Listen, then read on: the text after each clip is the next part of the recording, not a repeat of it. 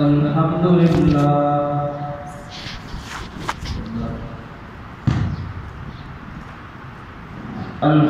لله نحمده ونستعينه ونستغفره ونعوذ بالله من شرور أنفسنا ومن سيئات أعمالنا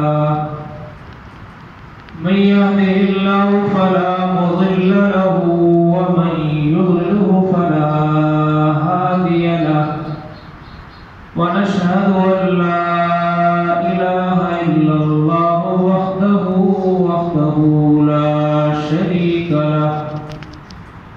لا شريك له ولا نظير له ولا وزير له ولا مشير له لا ند له لا ضد له ولا مثل له ولا مثال له ولا تمثيل له ثم نشهد أن سيدنا وسندنا وحبيبنا وحبيب ربنا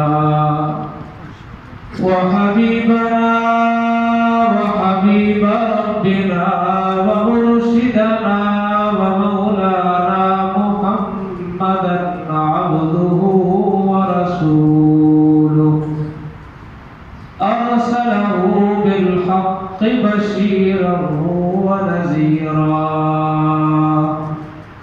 وداعيا إلى الله بإذنه وسراجا منيرا.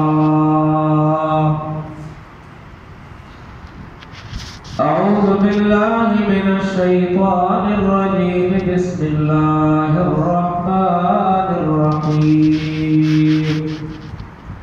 قل إن الموت الذي تفرون منه فإنه ملاقيكم ثم تردون إلى عالم الغيب والشهادة فينبئكم بما كنتم تعملون.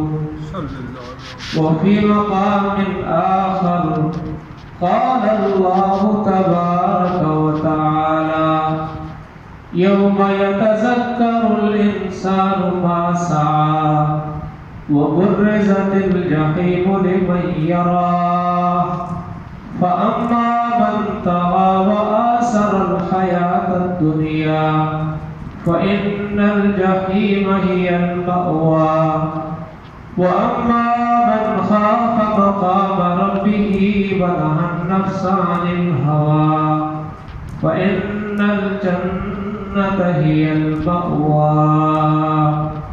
آمنت بالله صدق الله مولانا العظيم.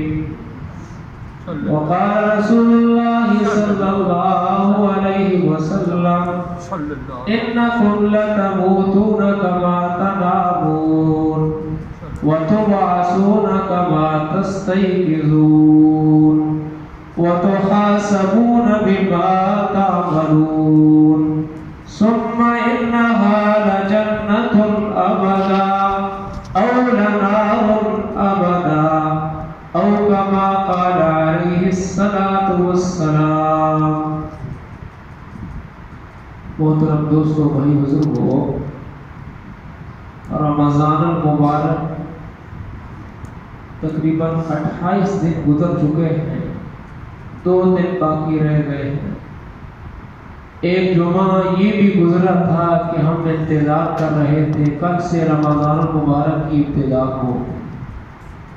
اب ایک دن وہ بھی گزر رہا ہے کہ ہم سارے اپنی عید کا انتظار کر رہے ہیں.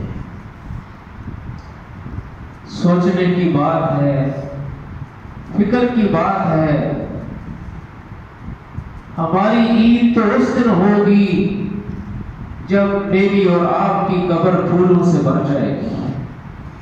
ہماری عید تو اس دن ہوگی جب پیارے آقا کے ہاتھ سے حوض کوثر کا پانی پینا نصیب ہوگا. ہماری عید تو اس دن ہوگی جس دن نبی علیہ السلام کی شفاعت نصیب ہوگی. ہماری عید تو اس دن ہوگی جب پیارے آقا کے ساتھ جنت کا داخلہ نصیب ہوگا. یہاں کی ہر خوشی بھی عارضی ہے، ہر غمی بھی عارضی ہے۔ دنیا کی خوشی کوئی خوشی نہیں، دنیا کی غمی کوئی غمی نہیں۔ یہاں چاہے جتنا بڑا مالدار بن جائے، جتنا بڑا فقیر بن جائے، وہ خوشی کا دن مقدر سے گزارتا ہے۔ بعض دفعہ خوشی کا دن غمی کا دن بن جاتا ہے، عید میں غم آ جاتا ہے، خوشی میں غم آ جاتا ہے۔ علماء فرماتے ہیں ایک بڑا بادشاہ گزرا ہے، یزید بن عبد الملک۔ پوری دنیا میں اس نے بہت بڑے خطے پہ حکومت کی ہے، تقریباً ساری دنیا پہ حکومت کی ہے، اور اتنا بڑا اس نے محل بنایا، پتہ نہیں کتنے میل لمبا اس نے اپنا گھر بنایا تھا۔ دنیا کی ہر آرائش اور آسائش اس نے لگائی، اور پھر ایک دن تکبر میں آ کر کہنے لگا کہ دنیا والے کہتے ہیں کہ دنیا میں کوئی خوشی نہیں دیکھ سکتا، آج میں خوشی کا دن گزاروں گا، کوئی میری خوشی چھیننے والا ہے؟ تو اب اس نے اعلان کر دیا آج صبح سے شام تک میرے دربار میں کسی کو آنے کی اجازت نہیں ہے، آج نہ میں کوئی خوشی کی خبر سنوں نہ غمی کی، بس اپنی خوشی میں اپنا دن گزارنا چاہتا ہوں۔ سارے محل کے تالے لگ گئے اور اپنی ایک پسند کی نوکرانی اپنے ساتھ رکھ لی کہ میں اپنی محبت والی لوٹی کے ساتھ آج سارا دن گزاروں۔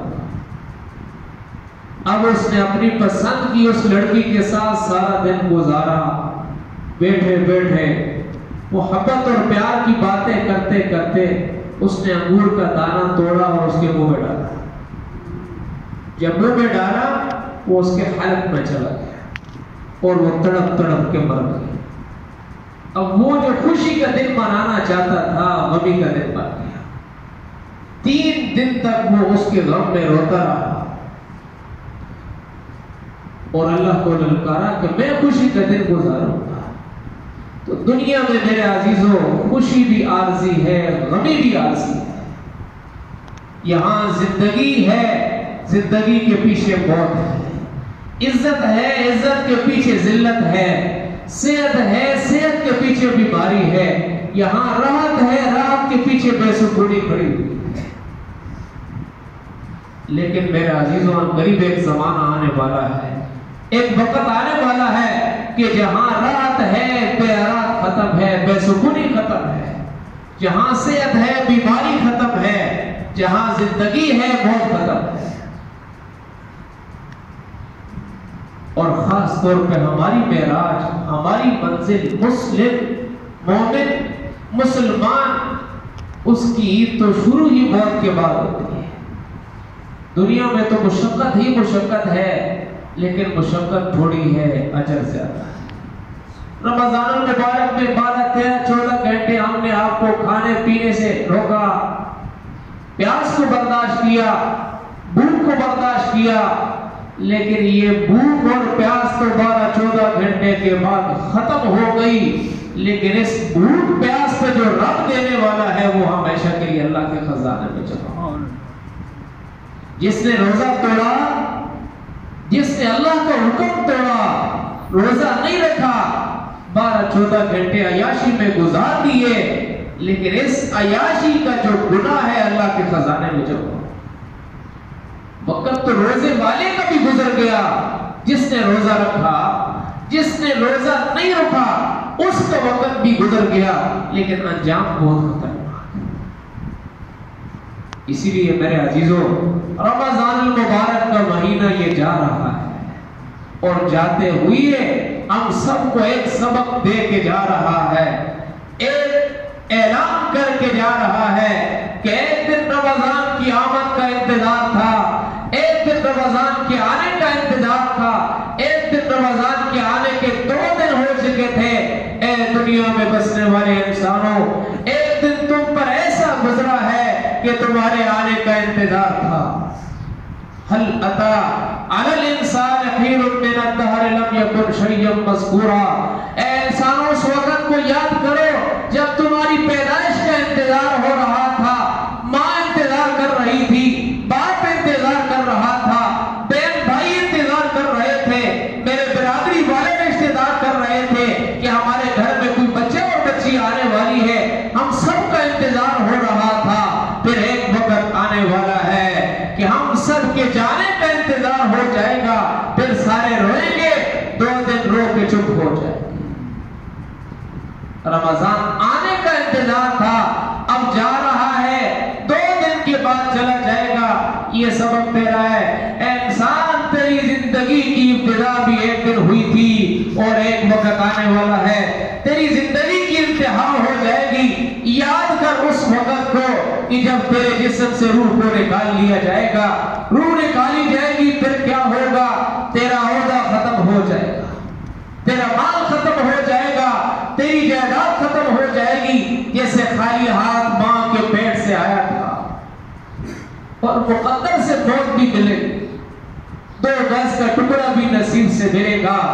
کتنے بڑے مالدار آپ تاریخ میں پڑھے، آپ کو ایسے نظر آئیں گے کہ جن کو ہزاروں میل لمبی زمین ہونے کے باوجود، کروڑ روپے بینکوں میں ہونے کے باوجود، بڑے بڑے بھاری اکاؤنٹ ہونے کے باوجود، جب جنازے کی باری آئی تو کفن کے لیے چدر نہیں۔ شاید آپ کو پہلے بھی سنایا تھا، سرگودا کے علاقہ میں گیا، وہاں کے مقامی ساتھیوں نے بتایا یہ جو نہر جا رہی ہے، آج سے 8-10 سال پہلے ایک لاش یہاں بہ کر آئی۔ گاؤں والوں نے پوچھا یہ کس کی لاش ہے؟ پتہ ہی نہیں۔ 1 دن 2 دن پھولی ہوئی ہے، بدبو آ رہی ہے۔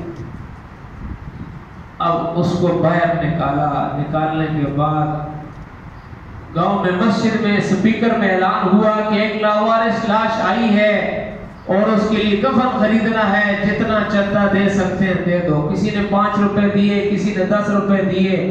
تھوڑی دیر کے بعد مختلف لوگوں کا جمع کیا ہوا چندہ اس سے کفن خریدا گیا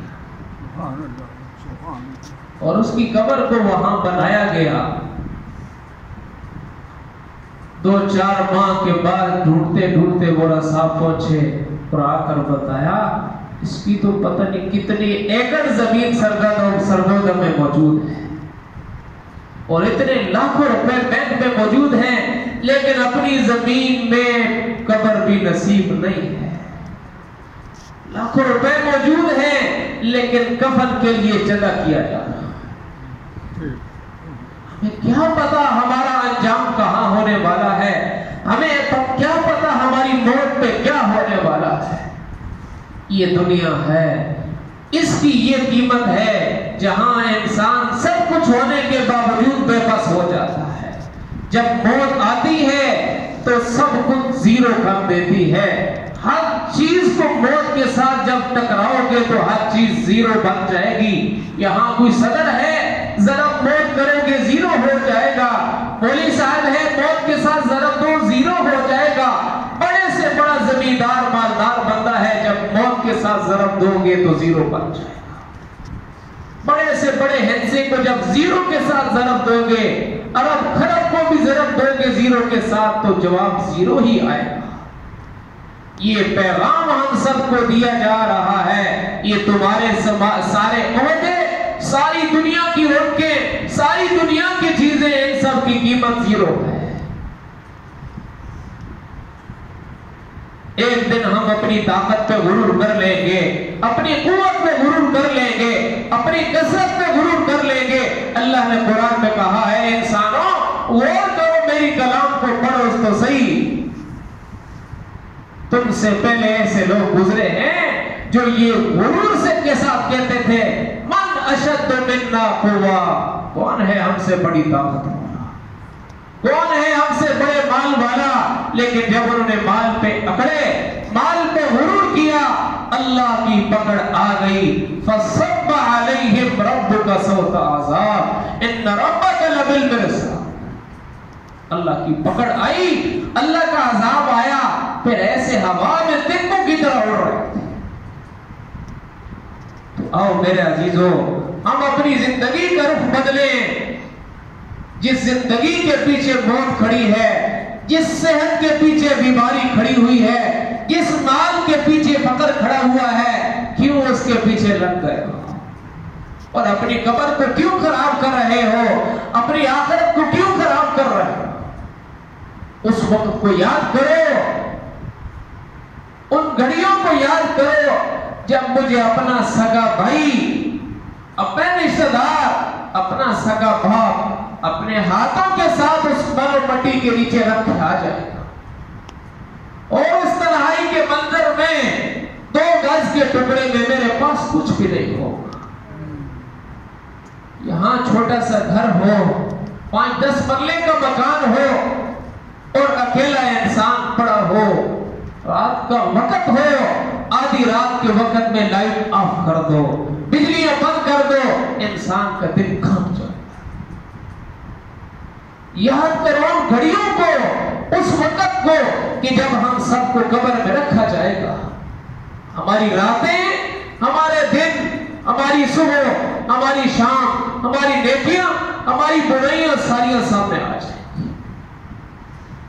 یہاں ہم گناہ کر کے حکومت والوں سے چھپ جائیں گے، زنا کرنے کے بعد پولیس والوں سے چھپ جائیں گے، شراب پینے کے بعد پولیس والوں سے چھپ جائیں گے، لیکن قبر میں کس سے چھپو گے؟ موت کی تنہائی کی گھاٹیوں سے کس سے چھپیں گے؟ وہ رب تو شہرت سے زیادہ قریب ہے. اس قبر میں ہم نے اس کو حساب دینا ہے، پھر اسی پہ بس نہیں ہے. حدیث پاک میں آتا ہے من مات فقد قامت قیامتہ، جب انسان مر جاتا ہے قیامت قائم ہو جاتی ہے، اس کی ساری نیکیاں و برائیاں اس کے سامنے کر دی جاتی ہیں. تو آؤ میرے عزیزو، رمضان کا آخری جمعہ ہے، جمعۃ الوداع ہے. اس کا ایک پیغام ہے کہ اے انسانوں ففروا الی اللہ، لوٹو اس اللہ کی طرف، لوٹو اس رب کی طرف جو وہ رب جو بڑا مہربان ہے. کیسا مہربان ہے؟ قل یا عبادی الذین اسرفوا علی انفسہم. کیسی پیاری آیت ہے، اور کیسا پیارا محبت اور شفقت کے ساتھ رب کا اعلان ہمیں دیا جا رہا ہے. قل، اے میرے حبیب، اے میرے نبی، اے میرے حبیب، کیا؟ یا عباد، میرے بندے. کون سے بندے؟ جنہوں نے 60 سال عبادت کی ہے، ساری رات نفل پڑھے، سارا دن روزہ رکھا. یا عبادی، میرا بندہ، میری بندی. کون سی بندی؟ جس نے 60 سال گزار کے ایک سجدہ بھی نہیں کیا، 60 سال حرام کھایا، حرام کمایا، اور 60 سال تک ظلم ہی ظلم، اندھیری ہی اندھیری، کوئی ایک نیکی بھی نہیں کی. الذین اسرفوا علی انفسہم، وہ بندہ کہ جس نے ساری زندگی گناہوں میں گزار دی، ساری جوانی گناہوں میں گزار دی، اور اپنی ساری زندگی کی قوت اللہ کی نافرمانی میں لگا دی. اور اب حال یہ ہے، بال سفید ہو گئے، ہاتھ کانپنے لگ گئے، آنکھوں سے نظر آنا ختم ہو گیا، زبان لڑکھڑانے لگی. بات کرتا ہے تو بات نہیں کر سکتا، سننا چاہتا ہے سن نہیں سکتا، دیکھنا چاہتا ہے دیکھ نہیں سکتا، چلنا چاہتا ہے چل نہیں سکتا. سکی اولاد دعا کر رہی ہے، یا اللہ کب مرے گا؟ اب یہ گناہگار بندہ جس نے ساری زندگی اس رب کو اس رب کی نافرمانی کی ہے، یہ گناہگار بندہ چٹکے کے ساتھ تنہائی کے عالم میں رب کے پاس آتا ہے. اللہ یہ نہیں کہتا کہ جب تمہاری جوانی تھی تم نے نافرمانیاں کی ہیں، 40 سال گزر گئے، 50 سال گزر گئے، تم نے نماز نہیں پڑھی ہے، روزے نہیں رکھے ہیں، تلاوت نہیں کی ہے، اللہ ایسے نہیں. اب دیکھو دنیا میں کوئی باپ کسی بیٹے سے ناراض ہوتا ہے تو جب بیٹا باپ کے پاس جاتا ہے بیٹا کہتا ہے ابا جی معاف کر دو. باپ کہتا ہے میں نے اپنی ساری جوانی میں اپنی مشقتیں اور اپنی ساری کی ساری خواہشات کو تجھے راحت پہنچانے کے لیے، میں نے تجھے سکون پہنچانے کے لیے اپنی ساری خوشیوں کو قربان کیا، اپنے سارے آرام کو قربان کیا. پہلے تانا دیتا ہے، لیکن اس رب کو دیکھو، وہ رب جس نے مجھے اور آپ کو ناپاک قطرے سے بنایا، ماں کے پیٹ میں کوئی بنانے والا نہیں ہے، اس ناپاک قطرے سے اتنی خوبصورت شکل عطا کی ہے. پھر دنیا میں ہر طرح کی نعمت سے اللہ نے نوازا ہے، سر سے لے کر پاؤں تک کتنا نظام اللہ نے بنایا ہے. یہ اینک اتارو، یہ زندہ مثال ہے. یہ جو نظر خدا نے دی ہے یہ لاکھ اینکیں اس کا مقابلہ نہیں کر سکتے. اس بندے سے پوچھو جس کو کانوں سے سنائی نہیں دیتا کہ یار اس سے بات کی کیا قیمت ہے. کراچی میں ایک بندہ ہے،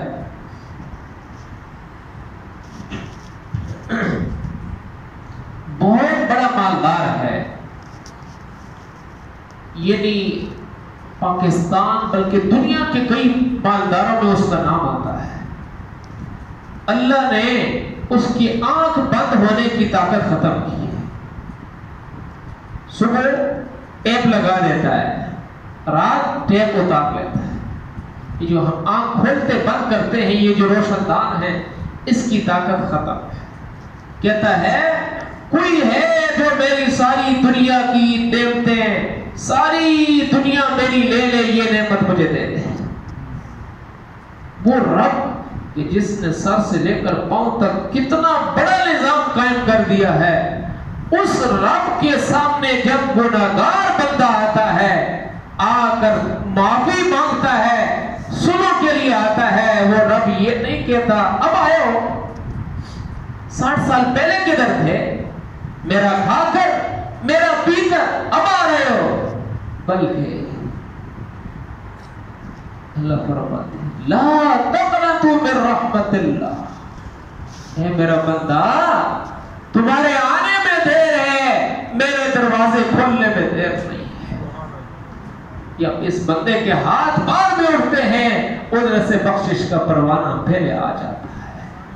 تو آؤ میرے عزیزو، وہ رب تانا بھی نہیں دیتا ہے، اس رب کا دربار پکڑے ہیں. رمضان ختم ہونے سے پہلے پہلے اپنے اللہ سے توبہ کر. سب سے پہلے سب سے بڑا مہربان وہ رب ہے. پھر اس کے بعد اگر اس کائنات میں سب سے بڑا کوئی محسن، سب سے بڑا کوئی احسان کرنے والا ہمارے ساتھ ہے تو وہ میرا اور آپ کا نبی ہے. نبی تو اللہ نے 100 لاکھ بھیجے ہیں. آپ کھولو تاریخ کو، ہر نبی کی تاریخ کو پڑھو. نبی نے اپنی قوم کو دعوت دی ہے، دعوت دینے کے بعد جب قوم نے ظلم کیا، نبی نے ہاتھ اٹھا لی. ہر نبی کی تاریخ کو پڑھو، ہر نبی کی سیرت کو پڑھو. آخر میں ہاتھ اٹھا کے نوح علیہ السلام 950 سال دعوت دیتے رہے. پھر ایک وقت آیا قال نوح رب لا تذر على الارض من الكافرين ديارا، یا ان کو ختم فرما دے. اور یہاں آؤ اپنے نبی کی سیرت کو کھولو. ولد یتیما، کائنات کا سب سے افضل نبی، افضل بندہ، افضل انبیاء کا نبی، امام المعصومین، امام المرسلین آ رہا ہے. جب آیا دنیا میں تو باپ کا سایہ اٹھا. 6 سال کی عمر، والدہ بھی چلی گئی، نہ باپ ہے نہ ماں ہے. کون؟ یہ وہ ہستی جب زمین کے اوپر تھا تو اوپر بھی روشن تھا، جب زمین کے اندر گیا یا خیر ما دفرت بقاء ما هو اهله فتاب من طیبہن القاع والعقب، روزے مبارک کے اوپر یہ شعر لکھے ہوئے ہیں، اے وہ ذات جب زمین کے اوپر تھا تو اوپر بھی روشن تھا، جب زمین کے اندر گیا تو اندر بھی تیرے جانے سے روشن ہو گیا۔ یہ وہ ہستی ہے کہ جب جنت میں جائے گا تو جنت ان ہستی کے ساتھ سجے گی، جنت کی چابی ہاتھ میں ہے۔ دیکھو کتنا دکھی حالات میں اللہ کے نبی کی ساری زندگی، پھر طائف کے میدان سے شروع کرو، اپنی قوم کے ساتھ کیا معاملہ ہے۔ وہ لوگ کہ جو پتھر مار رہے ہیں، کیسے پتھر مارے ہیں، کیسا زخمی کیا ہے کہ آسمان کے فرشتے رو رہے ہیں۔ کس کو دیکھ کر رو رہے ہیں کہ آج اس عظیم ہستی جس کے ایک خون کے قطرے کی ساری دنیا کی قیمت نہیں ادا کر سکتی، آج میرے اور آپ کے نبی کا سارا جسم خون سے چلی، اور مکہ والے کہہ رہے ہیں کیسا حال کر دیا طائف والوں نے کہ اس حال کو دیکھ کر دشمن بھی پگھل گیا۔ عتبہ دشمن تھا لیکن جب اس نے دیکھا تو وہ بھی تڑپ گیا، لیکن اپنے نبی کی شفقت کو دیکھا، کیوں ہاتھ نہیں اٹھائے کہ اگر میں ہاتھ اٹھاؤں گا تو طائف والے ہیں تو میری قوم میں، ہمارے نبی نے کیوں ہاتھ نہیں اٹھائے؟ اس لیے ہاتھ نہیں اٹھائے کہ یہ طائف والے کس کے امتی ہیں؟ میرے امتی ہیں۔ میرے اور آپ کے نبی نے ہاتھ اٹھا کے کیا کہا؟ اللہم اغفر لقومی فإنہم لا یعلمون، یا اللہ انہوں نے مجھے پہچانا نہیں، انہوں نے مجھے پہچانا نہیں۔ تو آؤ اس نبی کے ساتھ سلوک کریں جس نے وفاؤں کی حد کر دی۔ ساری وفائیں جھوٹی ہیں، ساری وفائیں کاذب ہیں، ایک وفا سچی ہے، ایک محبت سچی ہے، وہ میرے اور آپ کے نبی کی۔ ساری زندگی تڑپ تڑپ کے، ابھی مئی کا مہینہ جا رہا ہے، مجھے آپ میں کوئی بندہ نہیں دکھا سکتا کہ جو بندہ اپنی ذات کے لیے 5 منٹ اس دھوپ میں کھڑا ہو کے اللہ سے دعا کرے، کوئی ایک بندہ ہے؟ اولاد کے لیے دور کی بات ہے، کھولو بخاری شریف، کھولو ترمذی شریف، میرے نبی کی دعا کا ذکر آتا ہے، حدیث پاک میں آتا ہے، امام بخاری فرماتے ہیں میدان عرفات میں جون کے مہینے میں تپتی ہوئی دھوپ میں، اور میدان کون سا ہے؟ عرفات کا میدان، اور زمین بھی نہیں ہے، اونٹنی کی پیٹھ پہ میرے اور آپ کے نبی نے 5 گھنٹے تک مسلسل کیا مانگا۔ یہ دعا نہیں کی، حالانکہ حدیث میں آتا ہے، میں وہ حدیث بھی سناتا ہوں، حدیث پاک میں آتا ہے نبی پاک علیہ السلام اپنے حجرے مبارک میں تشریف فرما تھے، حضرت ام سلمہ رضی اللہ عنہا وہ باہر تھی کہ اچانک کیوں اچانک رونے کی آواز آ گئی۔ حضرت ام سلمہ ڈر گئی، کیا ہو گیا؟ فوراً اندر آئی، دیکھا کہ رسول پاک صلی اللہ علیہ وسلم نے اپنے نواسے کو اپنے سینے کے ساتھ رو رہے ہیں کہ رسول کیا ہو گیا؟ فرمایا مسلمان، ابھی جبرائیل آئے تھے، مجھے یہ خبر سنا کے گئے کہ آپ کی امت ان کا خون پیے گی۔ اگر میرے نبی کہتے نہیں، صرف اشارہ کر دیتے، اللہ کی قسم وہ سارے خنزیر اور بندر بن جائے، لیکن روئے ہیں، بددعا نہیں کی۔ میرے اور آپ کے نبی میدان عرفات کے میدان میں اونٹنی کی پیٹھ پہ 5 گھنٹے ہاتھ اٹھا کے اس حسن حسین کے لیے نہیں دعا کر رہے ہیں، اپنی زینب اور فاطمہ اور علی کے لیے دعا نہیں کر رہے ہیں، اللہ سے کیا دعا کر رہے ہیں؟ یا اللہ میری امت کو معاف کر دے۔ ساری زندگی 5 گھنٹے ساری رات دنیا سے جا رہے اور فرشتے سے کہہ رہے ہیں جاؤ اللہ سے پوچھ کے آؤ، میں تو چلا جاؤں گا، میرے بعد میری امت کا کیا ہوگا؟ اور خدا کی قسم اٹھا کے کہہ رہا ہوں اگر میرا اور آپ کا نبی یہ مسئلہ حل نہ کرواتا، ہم میں سے کوئی انسان انسانی شکل میں نظر نہ آتا۔ جیسے ہمارے کردوت ہیں، جیسے ہمارے اعمال ہیں، ہماری شکلیں بدل جاتی، لیکن وہ دعا نبی کی درمیان میں آ جاتی۔ اور اگلی سنو، حدیث پاک میں آتا ہے قیامت کا میدان قائم ہوگا، اتنا وحشت ناک منظر ہوگا کہ ہر نبی ہر ولی کہے گا یا اللہ آج مجھے بچا دے۔ اس وحشت ناک منظر میں ہر آدمی کی یہ ندا ہوگی یا رب نفسی یا رب نفسی، یا اللہ مجھے بچا دے۔ کوئی اپنے باپ، کوئی اپنے بیٹے، کوئی اپنے بھائی، کوئی اپنے دوست کا سوال نہیں کرے گا۔